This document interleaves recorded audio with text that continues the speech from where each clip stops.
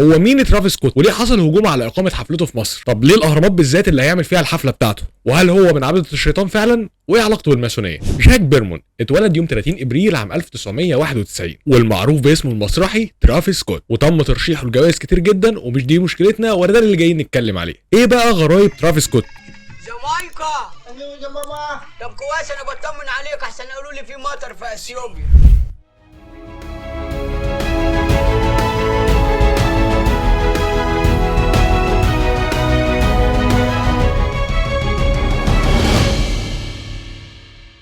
غرايب ترافيس سكوت في العالم. خد بقى عندك يا سيدي حفلات مشبوهه، حفلات بيحصل فيها عدد كبير من الضحايا وعدد كبير من الناس اللي بتموت وبتختنق وبيغمى عليهم.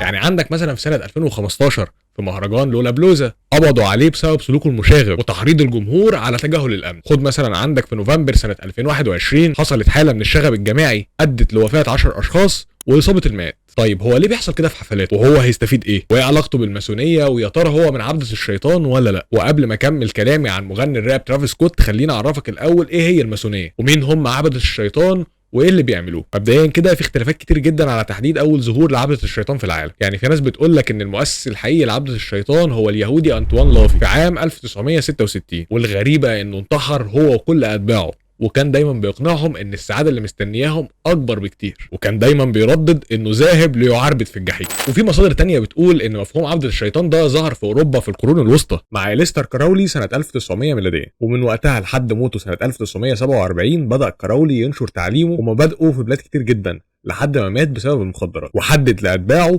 قواعد يمشوا بيها لارضاء الشيطان والاستفاده من السعاده في العالم، غير انه باح لهم كل حاجه منها مخدرات وسحر وجنس والتضحيات البشريه والحيوانيه، وبيشوف انه مفيش وجود للعالم الاخر عشان كده بيدعو للاستمتاع بالعالم الحالي. ده غير انه اداهم الحق ان هم يقتلوا اي حد يقف قصادهم، وده اللي خلى اتباعه يعيشوا في الخرابات والمقابر بحجه ان ليهم الحق يعيشوا في اي مكان هم عايزين يعيشوا فيه، وبقوا بيناموا في اي مكان وبيشربوا الدم وبياكلوا لحوم البشر وبيمارسوا الجنس بشكل ملفت وجماعي، وده المعروف باسم الدعاره الجماعيه. ووصى كراولي بضروره توريث العباده ونشرها بالذات بين الشباب، ولكن الانتحار كان منتشر جدا ما بينهم بسبب المخدرات والكحول والموسيقى الصاخبه اللي كانت بتوصلهم ان هم يعملوا اي حاجه. الاغاني اصلا نوع من انواع الطقوس اللي بيقدسوا بيها الشيطان، في اغاني هستيريه وانواع موسيقى معينه، غير الكلمات اللي بتبقى موجوده في الاغاني اللي بيستهزئوا بيها بالاديان وبيمجدوا فيها كمان الشيطان، غير ان الموسيقى بتحفز الجانب الشيطاني جوه الانسان وبتشغل العقل اللاواعي بتخليه يعمل اي حاجه. دي حاجه بيسموها مخدرات صوتيه، نوع موسيقى زي المخدرات تديك نفس تاثير المخدرات بالظبط. ده غير اصلا ان الحفله متاح فيها الخمور والمخدرات بجميع انواعها. طيب ايه علاقه الاهرامات بترافيس سكوت؟ الهرم اصلا رمز اساسي في عباده الشيطان غير انه رمز الماسونيه. خليني اقول لك بس في الاول ان الهرم كان مقفول بقاله فتره بسبب ممر اكتشفوه جديد وما كانوش عارفين الممر ده بيودي على فين. في رابط في النقطه دي ان سكوت كان من سنتين منزل بوستر للتراك بتاعه كان مكتوب فيها على هرم اشوفكم في الناحيه الثانيه من الفجوه. يا ترى هل في علاقه؟ في اتهامات انه بيقدم الاطفال كقرابين للشياطين وبيناصر الدعايه السلبيه للاثار المصريه، وكمان بيشجع على قطاعات المخدرات، وكمان الديكورات اللي بيستخدمها بيبقى فيها رموز للماسونيه، وكمان اختياره للهرم بيثبت ده. الحفله اللي اتعملت في امريكا واللي اتسمت بحفله الموت مات فيها كذا حد، الموضوع كان بيبدا معاه بتشنجات واغماء وكان بيوصل للموت.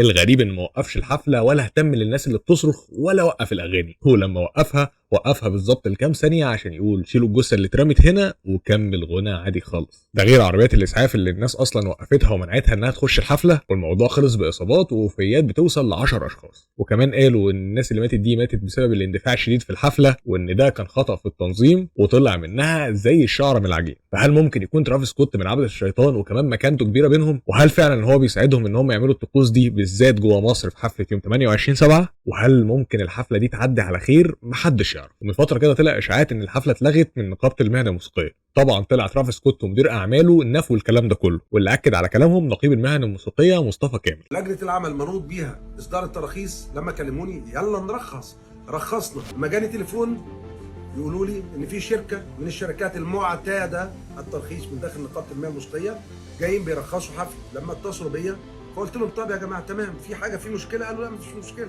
يلا رخصنا. الترخيص طلع بالفعل. ما تنسوش لو عجبتكم الحلقه تشتركوا في القناه وتضغطوا لايك وتشيروا الحلقه مع اصحابكم. ما تنسوش تقولوا لي رايكم في الكومنتات. سلام عليكم.